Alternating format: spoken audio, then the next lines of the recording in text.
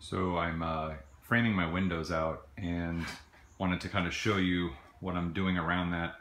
The process is probably not correct, but you know, so I wouldn't take it but with anything a grain of salt. There's some really good resources out there for framing windows on the interior. You know, the first step is to clean out any sort of stuff around the edges, make sure it's flush, and then the end result looks, at least for me, for what I'm going for, is something like this.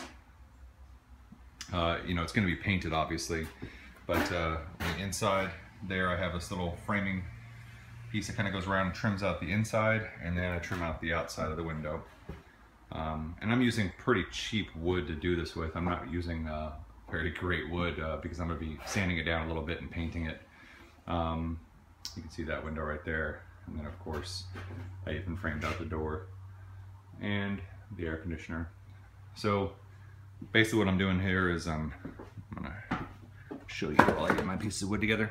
You know, I take this, this is just standard wood planking, or I'm sorry, fence planking, and I just cut out strips from it and then put the strips in here like this. So after I measure it out, and so I'm measuring to get this measurement, this depth, I'm measuring to the exterior. Now if you're using sheetrock, obviously this would be much thicker, but I'm using very thin 1/4 inch paneling.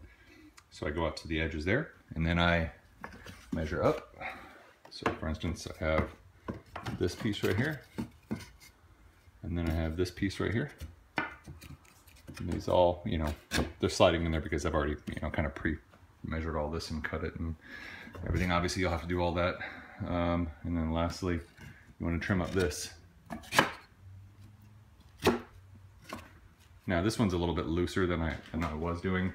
You can see it's a little bit loose, but the general idea here is that the first step is I'm covering up this seam around the window, and then the next part is I'm going to be covering up, I can't really see it because of the sunlight here.